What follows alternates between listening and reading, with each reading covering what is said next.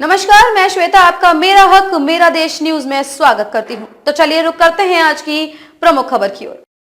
जनवरी का महीना चल रहा है और उत्तराखंड के कुमाऊं क्षेत्र में जंगलों में आग लगी हुई है। ये आग पहले मई और जून के महीने में लगा करती थी, यानी फायर सीजन होता था, गर्मियों का सीजन, तब ये आग लगा करती थी। लेकिन अब आप देखिए 2024 चल रहा है, सर्दी का सीजन है, जंगलों में लगातार आग लग रही है। हम पिछले एक महीने से धधकते जंगलों की आग को कवर कर रहे हैं, अलग अलग लोकेशन में जाके खबर बना रहे हैं, दिखा रहे हैं, आप लोगों तक पहुंचा रहे हैं। लेकिन आप देखिए ये रवाईखाल क्षेत्र है और सड़क से लगा हुआ, कस्बे से लगा हुआ क्षेत्र है, गांव से लगा हुआ क्षेत्र है।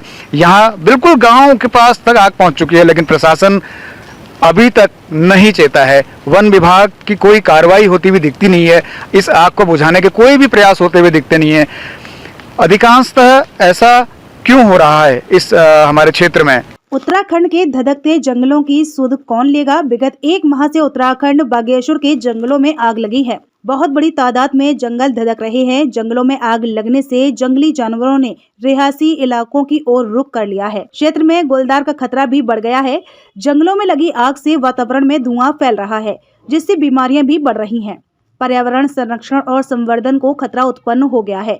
वन विभाग की खामोशी कब टूटेगी, यह एक गंभीर सवाल है। ग्रामीणों ने आशंका जताई है कि यदि जनवरी माह में ये हाल है तो मई और जून की भयानक गर्मी में क्या स्थिति होगी। मशहूर पर्यावरणविद और लेखक ईश्वरी दत्त जोशी ने फोन पर हुई बातचीत में बताया कि यह एक गंभीर मसला है। वन विभाग को तुरंत एक्शन लेना चाहिए और जंगलों को जलने से बचाना चाहिए। वन विभाग में निचले स्तर पर कर्मचारियों की कमी और संसाधनों के अभाव भी बड़ी समस्या है, जबकि ऊपरी स्तर पर पदों की भरमार है। विपिन जोशी की रिपोर्ट।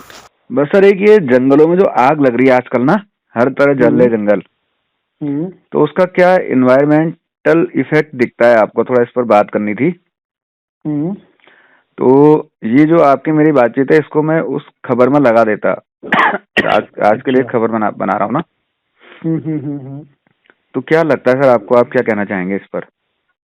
बेसिकली इस पर तो हमारा तो ये कहना है कि देखिए, एक तो आग का लगना तो वैसे ही बहुत जो है हमारे उत्तराखंड के अंदर दुर्भाग्यपूर्ण तो है। पिछले लंबे दौर से हम देख रहे हैं कि एक बार आग लग रही है तो गर्मी में तो लगती थी पूरा का पूरा, लेकिन पिछले कुछ सालों से जाड़ों के अंदर भी पूरा आग लगने लगी है।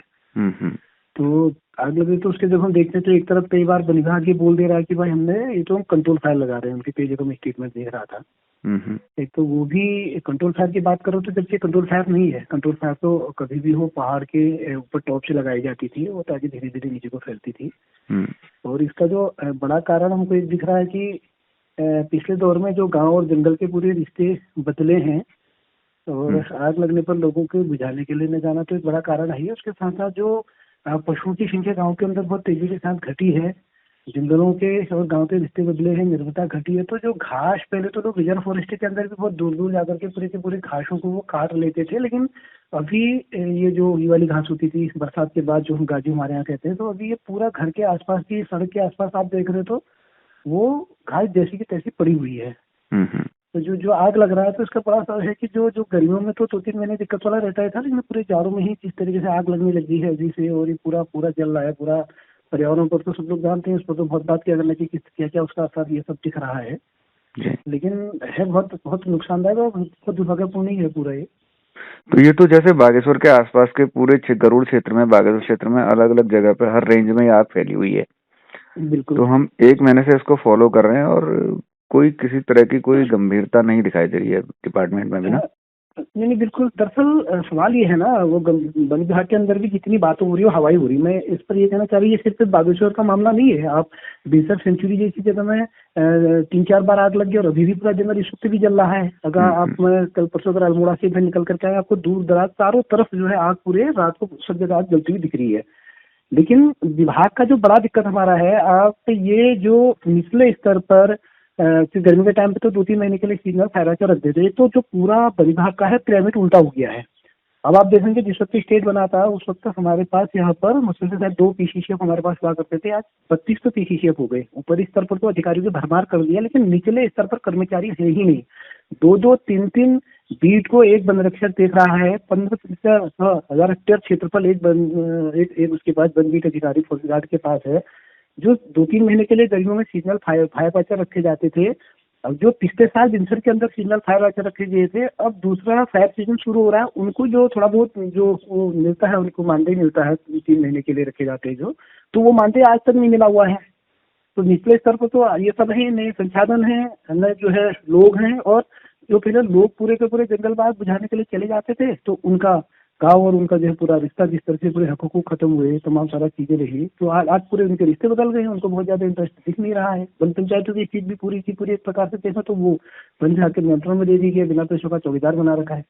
तो इन परिस्थितियों में मतलब बड़ा मुश्किल हो जा रहा है कि क्योंकि जनता की भागीदारी के बगैर, लोगों को जोड़े बगैर तो आप उन जंगलों को बचा नहीं सकते है ना। लोगों की भागीदारी का सवाल उठता है तो वो उनके हकूकों पर निर्भर करता है, वो अगर वो होते हैं, या फिर उनकी बंदों पर निर्भरता पर निर्भर करता है, वो जो सिंगल फायर आर्चर रखे जा रहे कर्मचारी, उनको समय पर मिलने वाला मानदेय पर निर्भर करता है। इस दिशा में बिल्कुल काम कहीं हो नहीं रहा है। अग्निबत्तियां तुम्हारी है नहीं, सारी की सारी अग्निबत्तियां जो जहाँ कंट्रोल कर ली जाती थी, सारी की सारी अग्निबत्तियां खत्म हो चुकी हैं, उनमें बड़े बड़े पेड़ उगाए हैं। नई अग्निबत्तियां हमारी जानकारी में नहीं है कि आज़ादी के बाद एक भी नई अग्निबत्तियां नहीं बनी हो। तो ये तमाम तरह है, मतलब पूरे व्यापक रूप में जब तक इन सब चीज़ों को नहीं देखेंगे तो तब तक बहुत मुश्किल होगा आज पर कंट्रोल कर पाना। तो धन्यवाद ईश्वरदा, आपने महत्वपूर्ण जानकारी हमें दी, आपका बहुत बहुत धन्यवाद। Thank you. ओके।